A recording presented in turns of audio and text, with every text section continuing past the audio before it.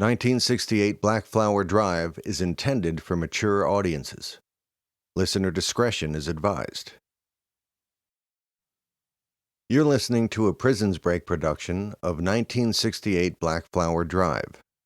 Episode 2. Who's Watching Who? The haunting sounds of the ocean, vast and endless and merciless as the depths of space.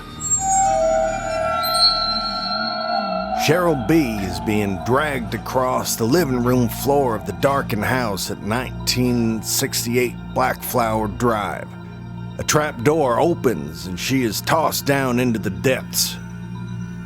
Is she unconscious or dead? The trap door snaps shut. In her quaint and comfortable dining room, Mrs. Potterson is serving dinner. At the table are her daughter, Tabitha, and Farshad. The floral arrangement from Perry's flower house is prominently displayed, but in the background, we see a burnt rice dish, untouched. The three are enjoying some microwave pizza while traditional Arabic music plays from an open laptop. Are you sure you don't want any more? I could throw another one in the microwave. No, Mrs. Patterson. I'm very full. Thank you so much. I'm good. Thanks, Mom. Okay. Well, again, I apologize for the capalamba. Actually, it's kapsalahan. Oh, yeah. Capalamba. It's very close. I'm 85, Farshad. I'm lucky I didn't burn the house down. I didn't know if I should use Fahrenheit or Celsius with the recipe because you use metric. Is that right, Farshad? Yes, back home, but this is fine, Mrs. Patterson. I love pizza. Well, I am glad. You know, for a while there, that's the only thing Tabitha would eat. Really? Oh, yeah. From ages 10 to 13, I believe. That's all she would eat. Microwave cheese pizza. Morning, noon, and night. And, Farshad, well, we didn't have that. She wouldn't eat. Mom.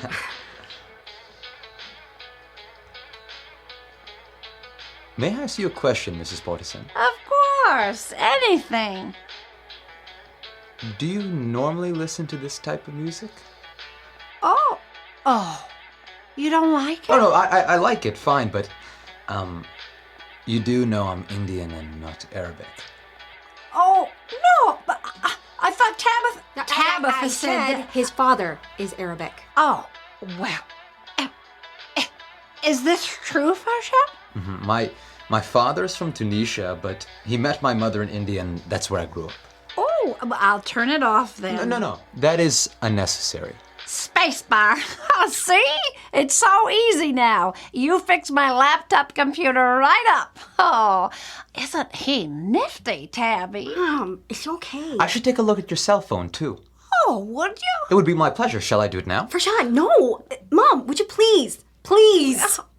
Oh. This is a lovely centerpiece. Oh, yes. I'm glad you like it. Oh, Tabitha, what, did you take one of these flowers? I mean, I don't care if you did. I'm just curious, honey. Mom, I didn't take any flowers. Oh, it's fine. Don't worry about it. I just wanted it to be all perfect for Farshad. That's all. I think it looks lovely. Oh, isn't that wonderful? Well, when you leave, whenever you like to leave, you should take it with you as a gift so that I can always be in your house. Thank you, Mrs. Patterson. It would be my honor. Mom, did you get this from Perry's? Yes, of course. Perry's flower house. Where else? How'd he look? I mean, how is he? Oh, he's fine. Still a little sad, I think, but fine. Okay. Do you think he'll stay in town? Oh, well, why would he leave? Excuse me? Who's this Perry? Nobody. Just someone from town. Well, I mean, Farshad, he's not just anybody. Mom? Why is he a little sad? Well, his wife died about 4 years ago, so... Oh. That is terrible. How did she die, may I ask? Oh, it was a horrendous ordeal. And to be frank, quite gruesome, And maybe not the best dinner conversation, right, Mom? oh, of course, of course. Maybe another time, perhaps. I'd like that. Wouldn't you like that, Tabby Cat? Tabitha's cheeks redden with embarrassment. Mrs. Potterson's attention drifts over to her fireplace, over which 2 large frames hang. One is empty, while the other holds the portrait of a distinguished gray-haired man. On the mantel below rests a small plaque, a judge's gavel, and a simple vase carrying 2 white roses. Farshad notices. It is a terrible thing to be a widow. Yes, it is, Farshad. And it is worse for some more than others. But for Perry, he shouldn't be sad at all. It's okay, Tabitha. I'm curious why. Well, Okay, about 7 or 8 years ago, Perry Morbish was involved with a group of paranormal investigators. They mainly worked in the city, but they got popular with one specific case. After that, they started working all over the state. What made this group so special was Perry himself. Many people believe, my mother included, that he was an authentic necromancer. oh, I just love that word, necromancer. Anyway, everything was going fine until... Excuse me? I do not know this word. Oh, It's someone who can talk to the spirits. not exactly. It's someone who can communicate with the dead. Ah, interesting. Anyway, really? Sure. Don't you find that interesting? But it's fake. Is it? You believe in that stuff? My mother was a fortune teller. I didn't know that. That is why we have these little gatherings, to find out more about each other. He grabs her hands and she smiles sweetly. Flash! Mrs. Potterson takes their picture and Tabitha immediately recoils her hands. Mom, Oh, I couldn't resist. here. You look beautiful, Tabitha. Tabitha smiles, frowns, and blushes all at the same time. Farshad eyes Mrs. Potterson's phone. Anyways, where was I?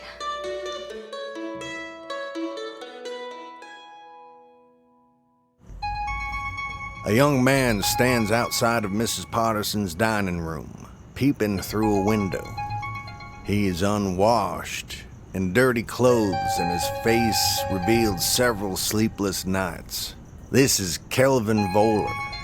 He stares as if hypnotized and slowly raises a flower to his nose and sniffs.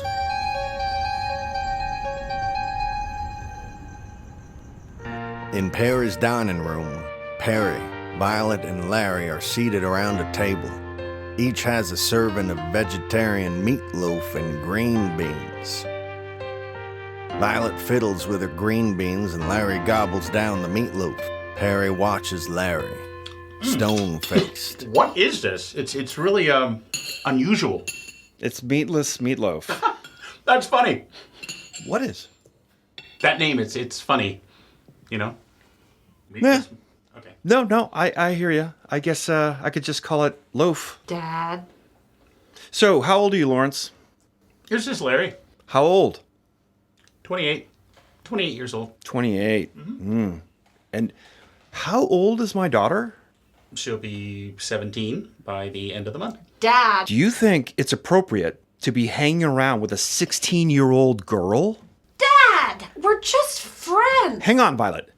Lawrence? Just Larry. Just friends, sir. Friends who hang out in cemeteries on a school night. Ah, what are you doing out there? Making out? No. Your daughter needed to talk. And that's a place of comfort for her. So At a cemetery. well, she likes the feeling of the place. You know, there's a mood. I thought you said he couldn't read minds. He's totally playing you. Dad, that's enough. No, I'll tell you what's enough is enough. In is the what hallway, you two are doing, and you're not- Chrissy Ann is eavesdropping. She struggles with whether to join them and eventually buries her face in her hands.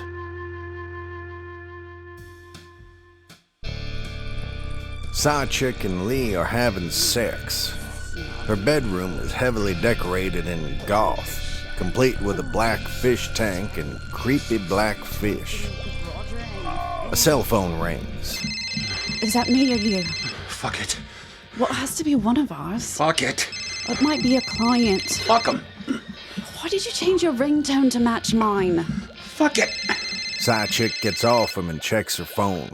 Oh, fuck me! Again? Well, it's not me. Great. We now resume our previously scheduled program with no further interruptions. Come here. Don't you want to know who called you? Fuck no. She checks his phone. It's your fucking girlfriend. Fuck! What is with you women and sex and cell phones? He gets out of bed and grabs one of the phones in her hand and chucks it into the black fish tank. See? No more girlfriend. She drowned. Oh, that's my phone, you fucking idiot!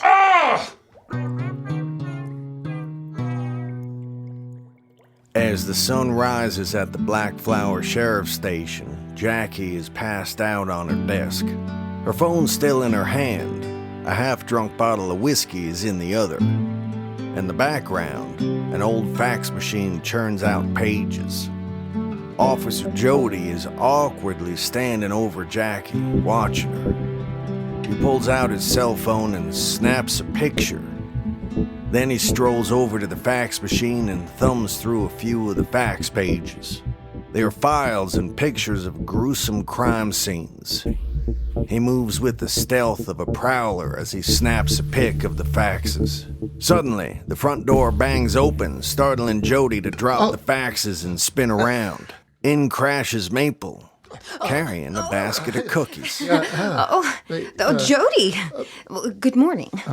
You're here early. Want a breakfast cookie? Thank you. Yes, ma'am. Since I was let go early yesterday, I thought I'd make up for it today. Jody takes a bite of the cookie and looks to Jackie, who is wide awake now. She stares at him suspiciously with bloodshot eyes. Feeling better there, Jody? Yes, ma'am. Much better. Thank you. Much better than before. Better. Stronger. Faster. Quite a scene there at old Trayton's house, wasn't it? Oh, yes. Yes, it was. But I'm all better now, ma'am. I can go back up there if you want. No, I need for you to do something else for me. The house at 1968 Blackflower Drive sits still as a sated beast, satisfied with its dinner in the morning sun. A moment later, a cellar door opens from the side of the house and a half-dressed, frantic Cheryl B escapes. She has slashes down her back, blood from her head, and is wet and shivering. As she exits, a wasp flies out. The same wasp she smashed the previous day? Cheryl B hurries away from the house. Parked at a reasonable distance is an oddly small white van with a hand-painted logo, Team Iris, on its side. Inside sits Mo. Behind her, strategically hidden, is a red digital camera, Big Red, recording the Blackflower house. Operating a smaller camera, Mini, in her hands, Mo zooms in on Cheryl B hurrying away. Mo grabs her cell phone and dials. Inside Chick's bedroom, a cell phone rings. She groggily gets up and notices that Lee is gone. She lights a cig and answers the phone. Then slowly realizes her phone is still in the black fish tank. What? Hello? Who's this? Side check. Who? Mo? Is Lee there? No. Why are you calling me? How come you have his phone? What do you want? I need to talk to Lee, ASAP. You got me. You're not the boss. Neither are you. Shit, she's getting away. Who? What are you talking about? I'm staking out the Triton house. Some girl is fast walking away from it. follow her. What about Red? Who? The digital camera that we use. Why are you high already? Shut up, meth head. Oh, don't your car doors lock? No, not all of them. Oh, for the love of Bast. It's too late now anyway. She's gone. Nice work, Einstein. You tell Lee that this wouldn't have happened if you handed him the phone in the first place. Now let me talk to him. He's not here. Then why do you have his phone? Hello? Bitch! Cheryl B. walks, wet, shivering and bleeding, her face pale with fright. She passes a middle-aged woman with thick glasses, Donna Quills, walking her dog, Lucky, and carrying a large mailbag. They all stop and stare at each other. The dog approaches Cheryl B. and licks her hand. Are you all right? Cheryl? Is that you? Everything is normal, right? Everything is normal, right? Cheryl? What happened? Were you in an accident? Suddenly, the dog looks to where Cheryl B. had come from and bolts. Donna chases after her dog. Lucky! Lucky! Heel! I got treats! Cheryl B. resumes her walk home through the deserted streets of Blackflower. Everything she looks at seems off, disjointed.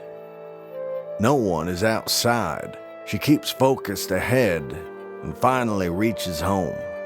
Cheryl B. enters and heads directly to the kitchen where she eagerly drinks from the sink faucet. In the bedroom, Lee is fast asleep. The blinds are closed and the room is dark. Cheryl B. recklessly enters, pulls out a large suitcase, plops it onto the bed and loads the case haphazardly with clothes. Lee jolts awake. What the fuck? I gotta find normal. What? Hello? Cheryl? Hello? What the fuck is going on? What are you doing? Cheryl, what are you doing? I've gotta find normal. What does that mean? What are you doing? Where are you going? Daddy. You're going to your dad's place. Why? Is this about me not answering my phone last night? I can explain. Who have you been talking to? I don't know. Maybe nobody. What do you think you know? I couldn't get out. I was bound. Or was I? Was it real? There were so many trapped. Cheryl, let me explain. Let me go! Lee feels her clothes are wet and sees her head is bloodied. Fuck. Cheryl B. squirms away and resumes her random packing. What happened? What happened to you? Who did this to you? I have to find normal. We have to get you to the hospital. You might have a concussion or something, and judging by your behavior, I think something's wrong with your head. Going to Daddy's. Need to find normal. Lee grabs her again. Cheryl, you need to go to the hospital. He punches Lee hard in the face. Okay. Cheryl B. grabs her suitcase and leaves. Okay. I'll take you. Cheryl, stop. Fuck. Ow, you shouldn't be driving. Fuck. Lee quickly pulls on some pants and a jacket and chases after her. Perry is cutting up some fruit in his kitchen. Violet drags herself to the table and thuds down. Good morning. Running a little late, aren't we? I know. So this is why I'm not crazy about you going out on a school night. Dad, I was home by 8:30. He brings over a plate of freshly cut fruit with a muffin and places it in front of her. She just stares at it. How serious is it with, Larry? We're just friends, Dad. He had your lipstick on his mouth, and he stank of your perfume. How serious is it? Violet. When are you going to start letting me see boys? When you meet one. Larry's not a boy, he's a man. He's 12 years older than you. He should know better. You should know better. I don't know if you know this or not, but there's not a lot of boys to choose from in this town. I'm sure there are boys at your school. Boys your own age. What is that? Is that a word? I don't understand grunting. I hate the boys at school, Dad. All they want to do is get high and have sex. You want me to go out with that?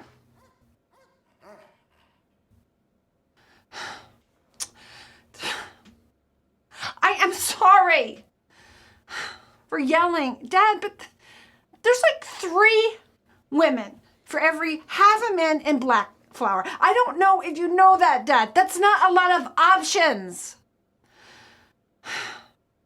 Eat your breakfast. Tonight we will discuss what kind of camera to get you for that photography club you want to join. Yeah. Really? Yeah. Even the Canon? On one condition. You stop seeing Larry. Even as friends, I trust you, but I don't trust that garbage man. He's not a garbage Understood? man, Dad. but Understood. he- Understood. Understood. Okay, then. When do you think you'll be home tonight? The front door shuts. Perry spins around. Violet is gone. He picks up her unfinished breakfast, and suddenly, Chrissy Ann is there. Oh, shit. Sorry. No, I just... Tense morning, you know. She's gonna run away from you. I know. You want to talk with her? I can't. I cannot. You know that. No, I don't. You won't. You will not, because... She can take it, you know. You just have to trust her. So do you. Perry exhales and looks down at a potted plant on the kitchen counter. In the center is a large, dead flower. Loki! 2 double-wide trailers lay at the end of a long driveway. The large front yard is littered with old cars, refrigerators, stoves, and other rusted junk. The nearest house is out of eye or earshot. Few people live out here. Jody arrives in a police SUV and someone is watching as Jody creeps the vehicle around the seemingly deserted property, looking for someone or something. Eventually, he stops at one of the trailers and gets out. He approaches the front door, but before he can knock, Jody spins around but doesn't see anybody. With his hand on the butt of his holstered gun, he scans the yard. His phone rings. Hello? Deputy Jody Bryan speaking. What the heck are you doing? Deputy Umber? Ron, in plain clothes, emerges from behind an upside-down truck. He walks to Jody with arms shrugged. Jody meets him halfway. What the heck are you doing? Whoa! I didn't even see you back there. That's the idea. Jackie told me to relieve you. I couldn't find you, so I thought maybe you were inside.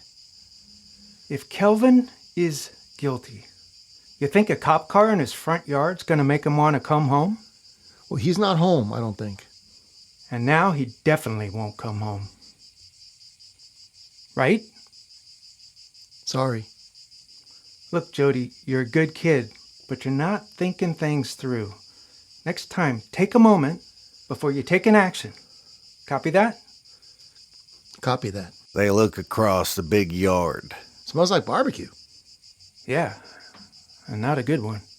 They eat coyote burgers and whatnot out here, don't they? Sometimes when you're poor, you eat whatever you can find. Don't judge. Of course. Sorry. Ron walks to the front door. Jody follows. What you doing? Well, Kelvin ain't coming home anytime soon, and I don't know where his parents are. Maybe scrounging for scraps. They can be gone for days. Might as well check the place out. But I'm supposed to relieve you. No way I'm going home. But Jackie said you've been up all night and that What I should am I come... gonna do, Jody? Go home and sleep? Every time I close my eyes, I see those bodies. That... Whoever did this is gonna pay. In this life and the next. Blackflower Police! Mr. Bowler? Mrs. Bowler? You in there? Calvin! I thought he wasn't home. Still have to make sure. Ron checks the door. It's unlocked. They exchange a glance, and Ron pulls out his gun. Jody copies, and they head inside. Upon entering, both men cover their noses and mouths. That is strong. Jody tries to respond but can only cough. The decor of the trailer resembles a den from the 70s. Thick, stained shag carpet, puffy couch, wood paneling, a burl coffee table, and a framed poster of the elemental periodical table. It's cleaner than outside, but not by much. The most notable details are the burn marks that blemish the carpet, walls, furniture, and ceiling. The burns vary in size and shape, but most are fairly recent. Did he know Special K was a firebug? Don't call him that. Think it through, remember? Right. Sorry. They pass through to the kitchenette. More scorch marks. Anybody in here? Maybe he's at Barry's. Ron spots a cardboard box with some letters on it and a hole in the side. Maybe he's out by a Hunter's Gorge? Maybe he's at Patty's place. Remember last 4th of July, we found him over at Patty's place? He's not at any of his usual haunts, believe me, I already checked. No one's even seen him for 2 weeks or so. You think he's dead? Go check out the bedroom.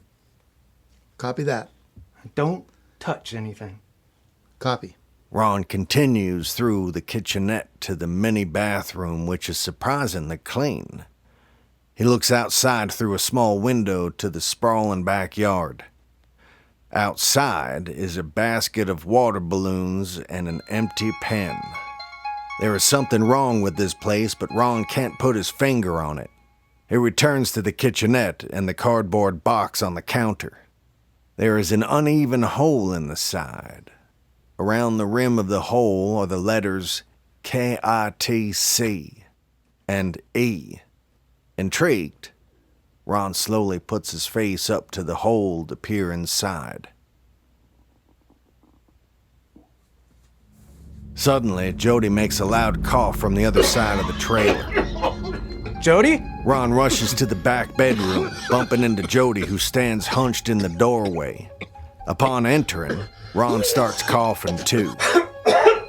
The entire bedroom is blackened and charred. Smoky dust fills the air. The furniture that once occupied the room is just heaps of ash now. Ron, what's going on? Ron squints into the burned rubble. Something catches his eye. He sees a rib cage, then another. 3 blackened skeletons. 2 human. 1 unrecognizable.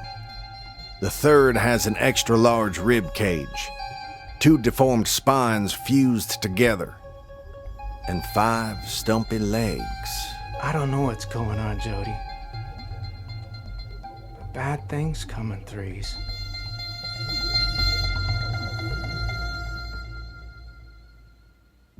Mildred Lincoln, a tall, broad-shouldered, elderly woman, is going through her dead husband's old trunk in her bedroom. Wearing her house coat, she pleasantly reminisces with old clothes, photos, and even his hunting shotgun. She pulls out a wedding photo dated August 16th, 1968. She smiles and looks out the window. Then she spots a wasp on her bedside table. It seems to be glaring at her. She slowly rolls up a magazine and raises it to strike, but then stops herself. Instead, she flattens the magazine, gingerly tucks it under the insect, carefully placing a glass over it, and carries it to the window. On the way, a miraculous thing happens. The wasp crawls through the side of the glass as if it were a ghost. Mildred's eyes go wide as she gasps and drops the magazine. The glass shatters on the floor, and a voice from another room calls out. Mom? Mo sits in the small Team Iris van, staring at the house on Blackflower Drive. She sips coffee from a styrofoam cup. Larry is sitting quietly beside her in the passenger seat. He is fiddling with a parabolic microphone for eavesdropping. It makes a loud, whiny feedback noise, and Mo jumps, spilling coffee on herself. Ow! Hey, what is the big idea? I have to adjust this thing. Well, be careful. How long have you been here? Here, I've been here for like 15 minutes. You let me in, I brought you coffee. A lot of good that did. Give me some napkins. Larry grabs some napkins and inadvertently sets off the sensitive mic again. Watch it, will ya? This thing is calibrated all wrong. Who's messing with it? Don't get wise with me. You were late. I had to take my mom's 10-speed to get here, because you wouldn't pick me up. Oh, is that so? Yeah.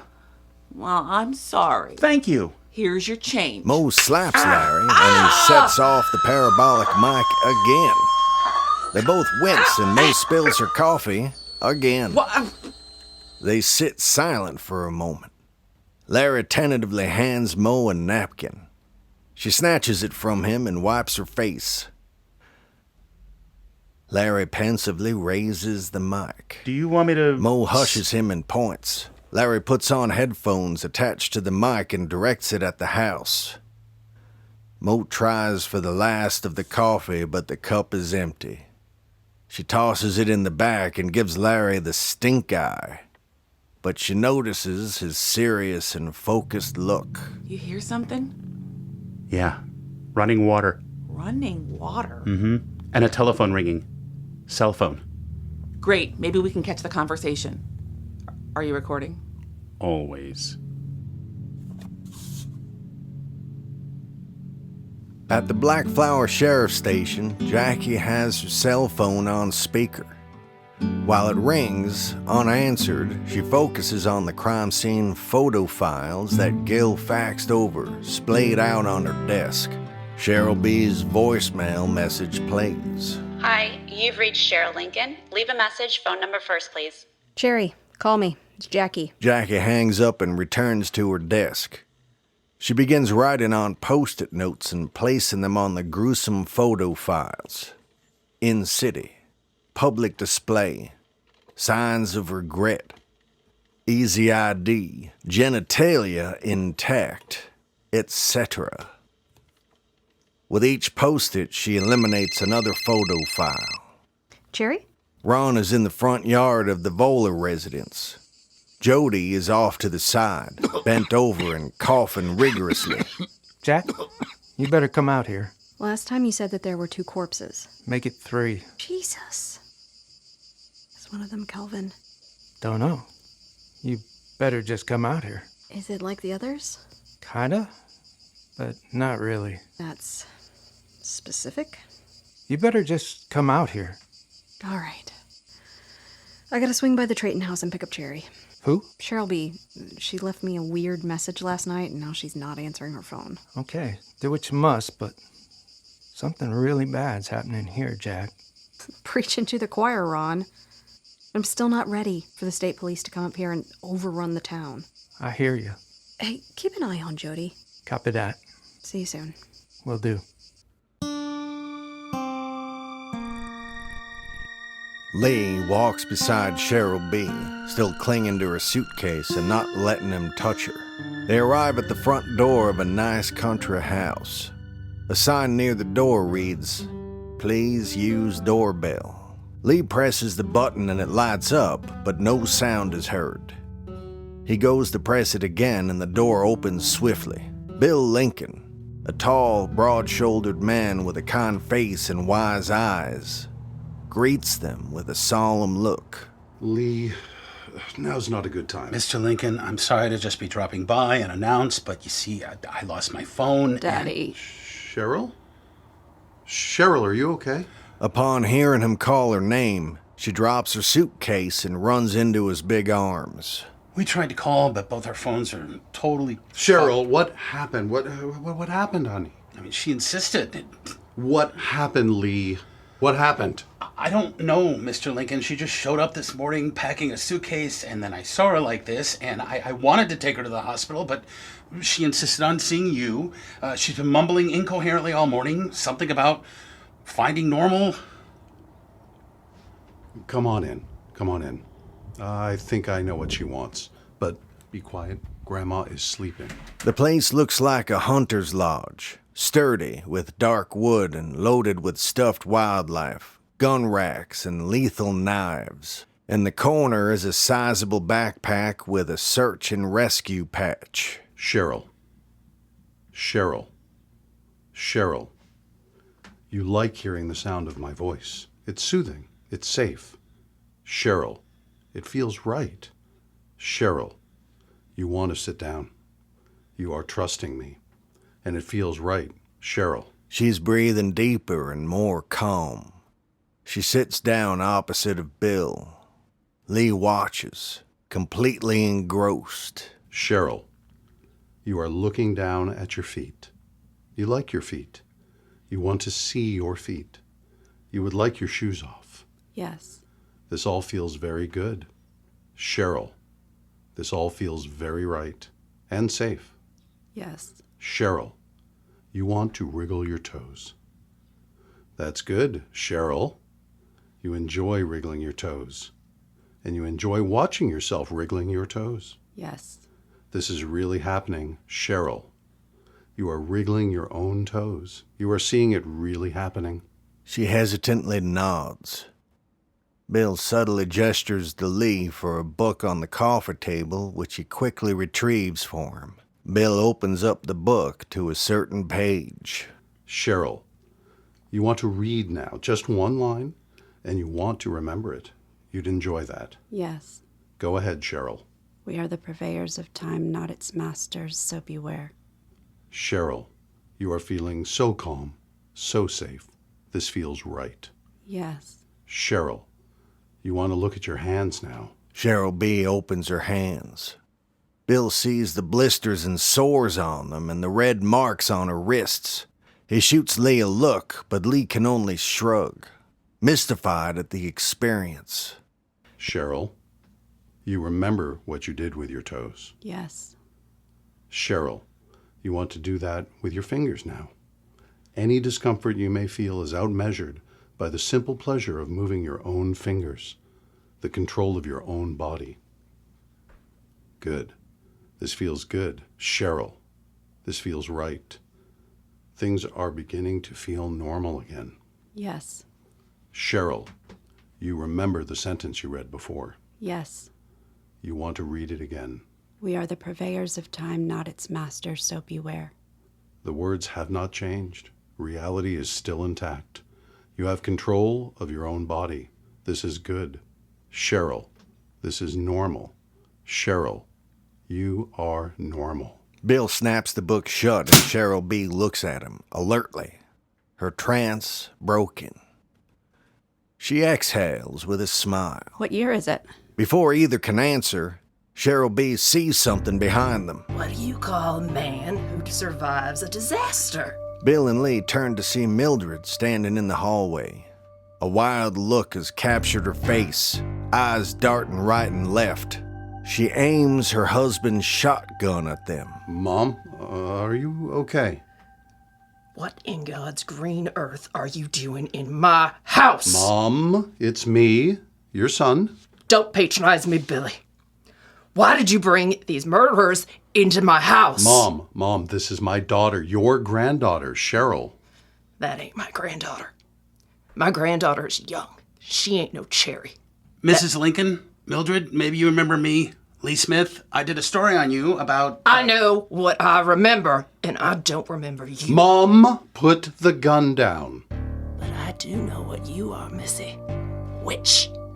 You stole my Michael. You stole him away from me after 43 years. And then you played radio waves into my brain to try and confuse me. It's buzzing now. What do you call a witch who survives a disaster?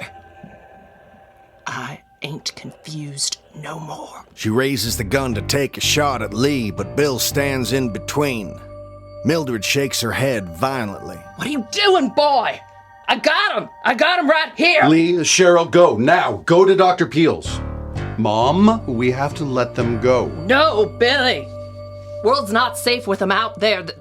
They're murderers. They're witches. They eat people. Look what they did to Michael. They must atone for what they've done. Go now. I will call you later. We don't have phones. Don't make me do something I don't want to do, son. Bill grabs the shotgun and the two struggle. Go! Lee and Cheryl B rush out the door. They hurry to the car when a shotgun blast from inside halts them. Lee pushes Cheryl B into the car and then jumps into the driver's seat. Cheryl B looks forlornly at the house as Lee speeds away.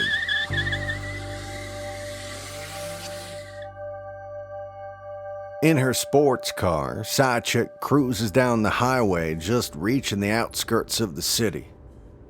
She is focused on a Books on Tape CD. And you have to remember, love is not a physical entity. Drama queen. It is a spiritual one. It cannot die, nor can it eat or sleep. Love cannot drive a car, or drive a knife through someone's heart. That's chipper. But it can make someone do all of those things. I mean, love can make anyone do anything. It waits and watches, like a voyeur living vicariously through the lives it influences. Mm-hmm. Love is a demon, or an angel, depending upon its mood and yours. It is a ghost willing to possess whoever fits its needs, whoever is in need. So be careful when casting the summoning spell of love. Mm-hmm. Love can heal, elate, cleanse, empower, rescue, inspire, give life, and create. Mm-hmm. Mm-hmm. But love can also wound, poison, corrupt, cripple, enslave, torture, kill, and destroy. Oh, that's chipper. Make sure you're in the right frame of mind and spirit when you cast this incantation. Otherwise, it will result in dire effects. And remember, most important... Side Chick is in the city now. She checks her destination address, grimaces, and pauses the CD. She looks over on the passenger seat at a collection of items. Black candles, incense, a doll of wax and hair, and Lee's cell phone. How do I know if I'm in the right frame of mind and spirit? Spotting her location, she parks. Then she checks her black lipstick in the rearview mirror. I guess I should have asked that the first time. She exits the car. Although the property appears to once have been quite upscale, Jess Martin's house value has diminished due to lack of upkeep. On the sidewalk is a tall pile of garbage bags. Side Chick arrives at the front door where an overstuffed mailbox hides the two doorbells. The downstairs buzzer is labeled J. Martin. The other buzzer's label has been scratched out. This ought to be fun. She rings the buzzer and waits. She pulls out a cigarette, lights it, and rings again. Then she notices a sign that reads, "Absolutely no solicitations. City business only." In a dream, Kelvin fondly regards a Valentine's Day card and looks up to see Patty, a wholesome, pretty young woman with a gold cross necklace. She smiles as she walks toward him, which makes Kelvin's smile grow. A tall, biggish man in a cheap suit, Brad, suddenly appears beside her and Kelvin's smile falters. The couple walk past Kelvin and head to the house at 1968 Blackflower Drive. Kelvin screams, but no sound comes out. He chases them, but the scene shifts, and now he's in front of his own trailer home at the window. He spies into the living room. He sees himself, an older woman, and an older man fighting a crab-like monster with pointed blades for hands. He hears a horrific mooing and sees a 5-legged beast with 2 heads and horns staring him down. Kelvin tries to break into the trailer, but the doors won't budge and the windows won't crack. He witnesses the crab-like monster plunge its blade hands into the older man. The 5-legged beast charges at Kelvin and the crab monster bursts into flames, igniting the entire trailer. Kelvin wakes with a start from his nightmare. He is hidden among a tall pile of leaves in his backyard. He looks around cautiously. Then he checks his pocket to pull out a crumpled flower. He smells it with a faulted smile. Then he hears something, and he picks up a long, rusty screwdriver, readying himself.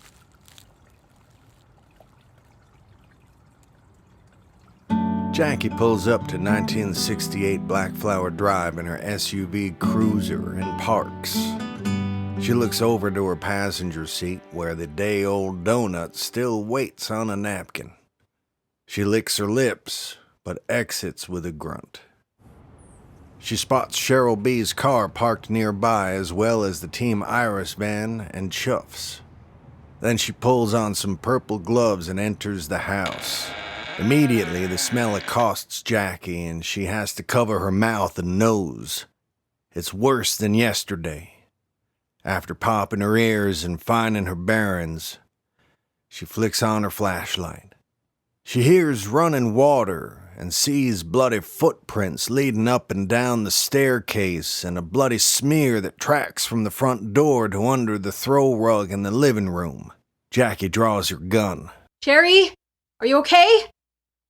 Cherry! Careful to avoid stepping in any evidence, Jackie follows the blood smear in the living room and lifts up the throw rug. The blood smear stops abruptly with nothing else under the rug. She drops the rug and tracks the blood footprints up the stairs. She notices the footprints vary in size. Some are large and barefoot. Others are thinner, almost skeletal. At the top of the stairs, she grabs the railing to regain her balance and pop her ears again. The bloody footprints lead in and out of the master bedroom and bathroom and also into the wall between the 2 hallway doors. Puzzled, Jackie walks down the hallway to the source of running water. This is Sheriff Jacqueline Milieu of the Blackflower Sheriff's Department. Is anybody in there? Cherry? Jackie enters, but the bathroom is empty. She shuts off the water from the sink faucet and is left in deafening quiet. The silence is almost worse.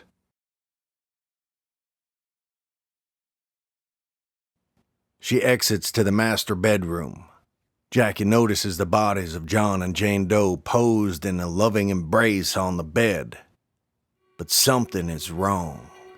Jesus Christ. Their bodies have been surgically cut open from the autopsy, but instead of the organs being removed and studied, they have been stuffed back into their chest cavities, not correctly or carefully. Jackie stumbles out of the house and grabs the porch railing. She breathes hard as she pops her ears. She pulls out her phone and dials for the state police. It rings once, but she hangs up.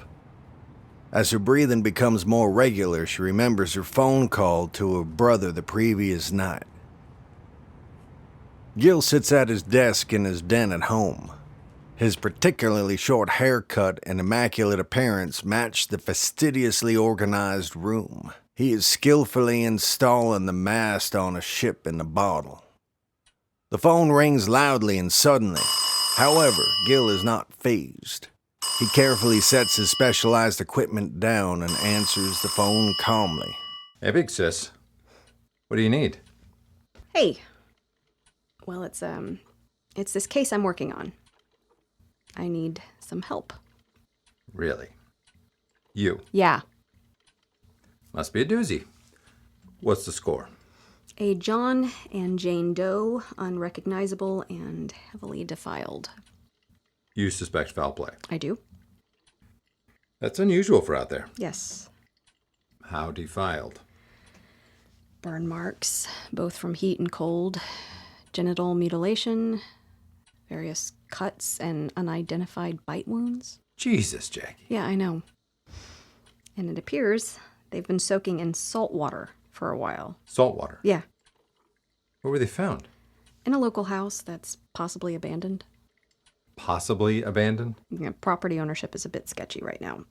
I can't get any record of who actually owns this place, or if anybody does. The guy who used to live there passed away about a year ago, and I've been on the phone all day wading through a swamp of red tape and bureaucratic nonsense to see who's on the deed. I can make some calls. What's the address? 1968 Blackflower Drive. Previous owner was Philip Trayton. Okay. Any idea of the time of death for the does? The working theory is anywhere from a week to a month. That's specific. I know. How much decomposition is there? Not much. The salt water could have preserved the bodies, but I'm thinking they were frozen. And that would explain the freezer burns. Okay.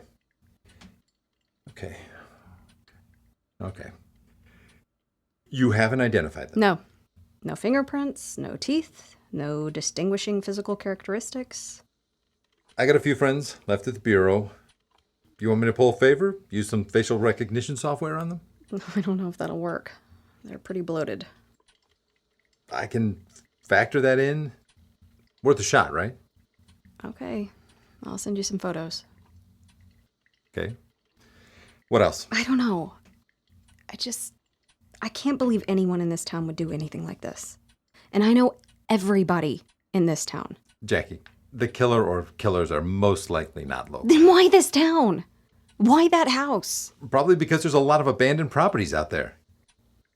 You think it's drug-related, maybe? Oh, we haven't really had a problem with that since Aguero. I mean, it's possible, but I think there's more to it than that, Gil. This isn't just a bad meth trip gone wrong. There's too much rage here. What makes you say that? The victims were obviously tortured when alive, but some of those wounds were post-mortem. These bodies were kept around for days, maybe weeks, to continue the mutilations. Death didn't stop the rage. Ooh. I guess it could be a serial killer. It'll take me a few hours, but I could send you some potential matches of open cases. I'd appreciate that. What about the state police? What about them? What do they say? Jackie? What are you doing? I haven't brought them in. Yet. Yet? Jackie, what are you doing? This case is crazy on so many levels. Even in a big city, with a full department and state-of-the-art lab, this would be a nightmare. Jesus, Jackie. You're good at your job, but no offense, there's no way in hell you can handle this on your own. I'm not alone in this. You know what I mean. I'm not ready to give up on this town just yet. We've lost a hospital, a fire station. We have no sanitation department. They won't build a school out here, much less a library or a post office. We don't have a mayor or even a town representative. We're on our own out here. No one is looking out for us. We are one thread away from being cut off from civilization. I bring in the state police to solve our problems, and they'll sever that thread without even turning their heads. And believe me, this town will die. And that's not fair. These are good people, Gil. You were one of these people. Once. We don't deserve to be forgotten and starved. Then I suggest you get everyone in that town to help you. Jackie, back on the porch, nods in the memory of the phone call. She looks out at all the abandoned houses while tears roll down her stoic face. Then her gaze lands upon the Team Iris van, and she gets an idea. Mo and Larry sit in their van watching Jackie with furrowed brows. What's she doing? Thinking. That's why you don't recognize it. Ha ha. Yeah, but wait, is she looking at us? Why is she walking towards us? Are we doing something illegal? Howdy. Mo? Larry? Howdy, Jackie. How long you guys been here? Guy and girl. Pardon? You said guys. It's a guy and a girl. It's been a long night. How long have you two been here? Filming? We have a right to be here. It's in the Constitution. Yeah, Second Amendment. Third Amendment, you numbskull. First. That too. Look, I really don't care that you're here. I just want to know if you've seen anyone leave this house. I haven't. Ow! Quit it, Mo! What's in it for us? Excuse me? That seems to be like a valuable piece of information you're asking for. It's very dubious. So what's in it for us? How about I don't confiscate this van for not having license plates? We have license plates. Don't we, Mo? Mo looks unsure. Jackie steps back, checks, and shakes her head. Mo starts to get out of the van, and Jackie stops her. Whoa, steady there. Did I ask you to get out of the van? Why don't you hand me over the camera, or I'll have to call Maple and have this car impounded, along with the cameras. And you two will be spending the night in a nice, cozy cell at my station for interfering with an investigation. How does that sound? Well, we want to help with the investigation. I know you do, Mo. So do I. I know, Larry. Jackie holds out her hand, and Mo places the portable camera in it. Jackie opens the viewfinder and rewinds the camera to where Cheryl B. is leaving the house. She sees the slashes down her back. That's Cherry. Who? What happened to her? How should I know? I mean, I just got here like 15 minutes before that. She's injured. Why didn't you follow her? Help her. That's not my job. I'm here to report. We are reporters. You should have called 911. We have 911? You could have done something. Where is your humanity? I don't need one of those to film somebody. Report the news. That's it. Jackie takes out the memory card of the camera and walks back to her cruiser. Hey! Keep filming this house and don't leave the area. Whatever you do, don't go inside. What about the memory chip? Thanks for helping with the investigation. Figures.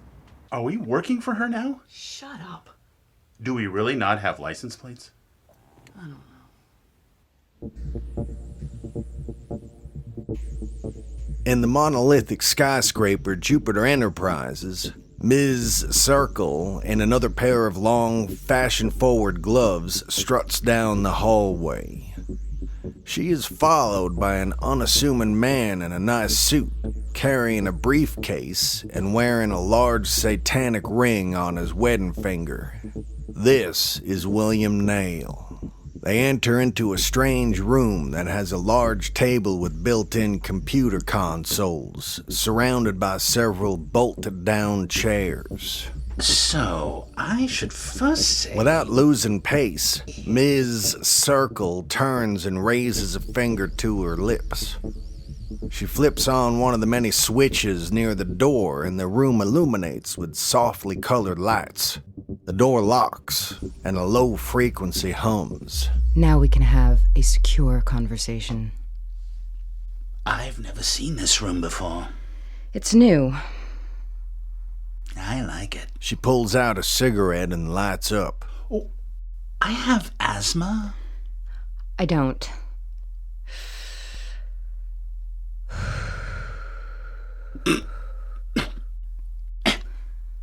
What news do you have? So, I should first say, overall, things are looking quite promising in Blackflower. We own almost all the properties you wanted.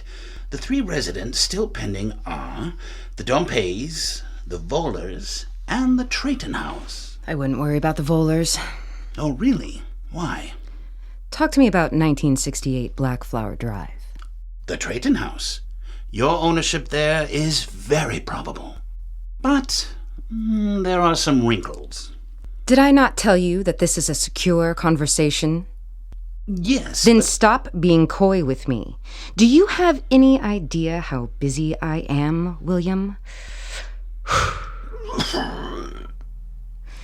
Why isn't it ours already? There might be a problem with the adoption papers. What problem? There is a chance they were never filed. Why not?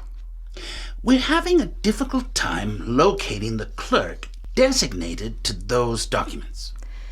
Give me his name. Jess Martin. Noted. Okay. Anything else? So, we still have to find out if the bodies found on the property are in fact Brad and Patty. What's the holdup? Didn't we supply DNA to the state police?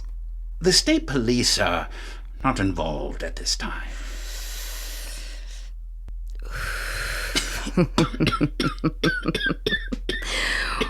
Well, that's about to change, William. Oh, really? How? Is that it? Well, no, actually. He opens his briefcase and lays out pictures of the dead bodies of John and Jane Doe. Was this part of the plan? What do you mean? Who did this? Not me. First thing I did was check with my person. Then who did this? I assumed it was your doing. No. Mr. Gaines? He wouldn't sully his hands in all this. He considers himself a crusader. She picks up one of the photos and looks it over again. I've seen enough photographs of dead people to know that this was a uniquely unnatural killing. I believe there are other forces at work here, Ms. Circle. She regards him and his ring. Just because you worship Satan doesn't mean I have to. I'm not here to convert you. Just keep your eyes and mind open and ready. We might have been drilling for water, but I believe we just struck oil.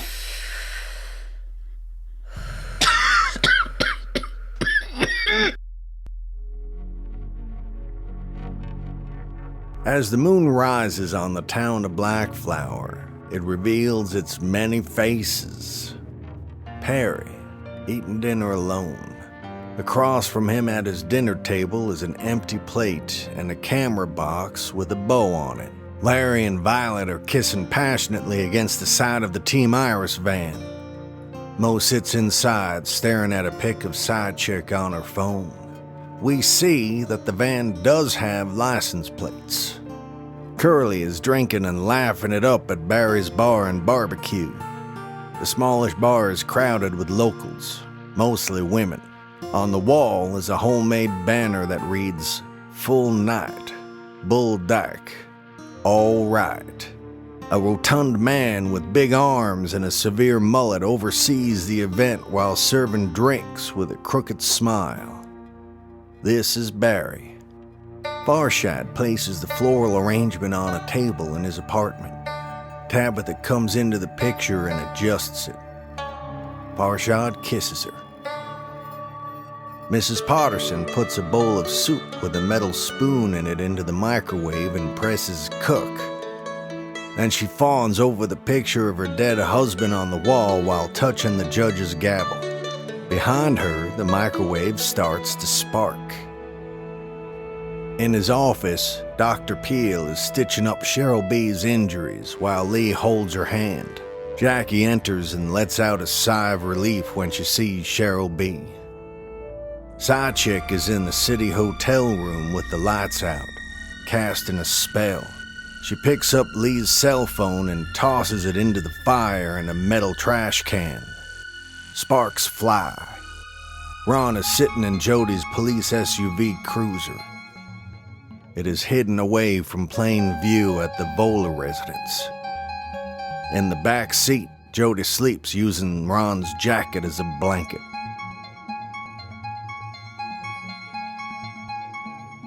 A cheap El Camino with racing stripes and spinner hubcaps pulls up and parks in front of 1968 Blackflower Drive. Out steps a woman dressed too young for her age. Her attitude and makeup complement her attire. This is Cheryl Herring, She's a little drunk, and she takes off her club pumps and puts on sensible shoes. Then she reaches into the back seat for a long lab smock, which she quickly puts on, covering her leather miniskirt, low-cut top, and multitude of neon glow-in-the-dark rave necklaces. She looks around at the empty street, arms folded against the night's chill. Great. She pulls out her cell phone and dials. Hey, girlfriend. Yeah, I made it okay. I know, right? Well, I don't know. No one else is here. I know, right? The lights inside the house switch on. Oh, wait. I think they're inside. Well, probably not everyone, because I'm sure that goody two-shoes know-it-all bitch is in there. I know, right? She's got her head so far up everyone's ass, I bet her face is brown. Woo! Okay, girl. Well, I'm freezing my tits off out here, so I'm going to go inside, all right? I know, right? Okay, I'll call you tomorrow. All right. Tongue you. Bye. She hangs up, grabs a footlocker from her back seat, and quickly makes her way to the front porch. Cheryl Herring pushes the door open, but it slams shut.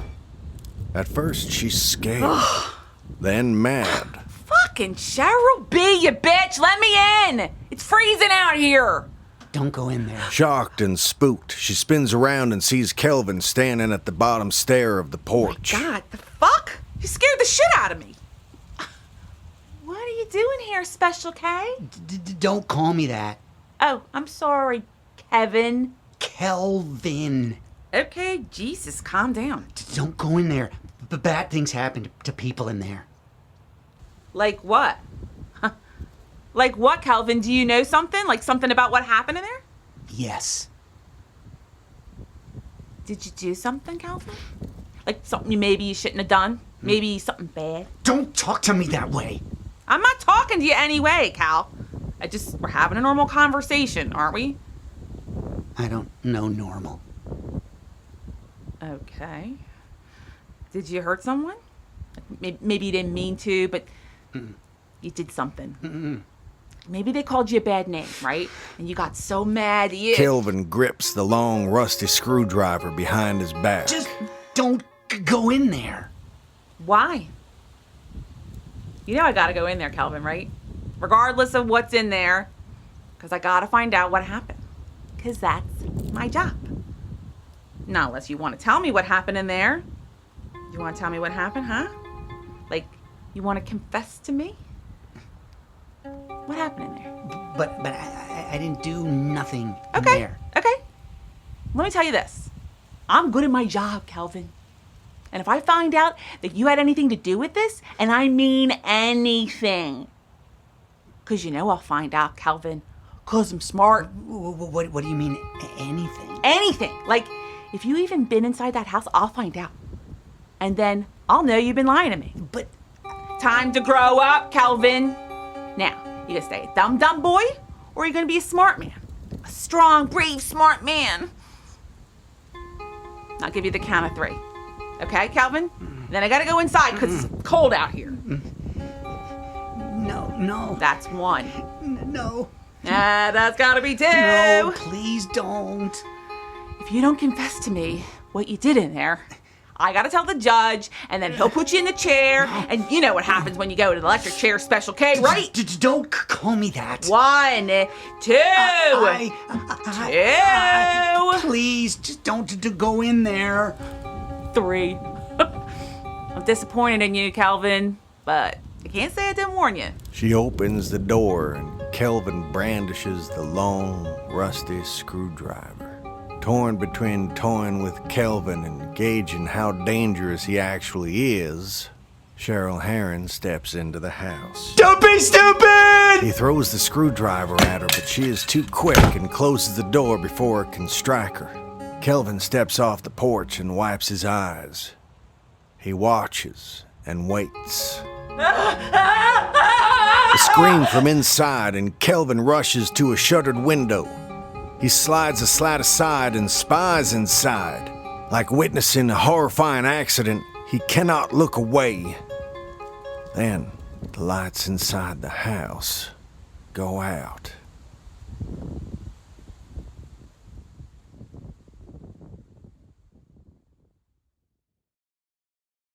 This has been 1968 Blackflower Drive, starring Brian Dullaghan, Brittany Joyner, Brett Pearsons, Marypat Farrell, Saahil Anand, Max Cook, Sarah Atwood, Darcy Silveira, Scott Conte, Amy Procacci, Reasha Honaker, Ron Wood, Adam Sholder, Sarah Pryzibilla, Douglas Sarine, Ken Weiler.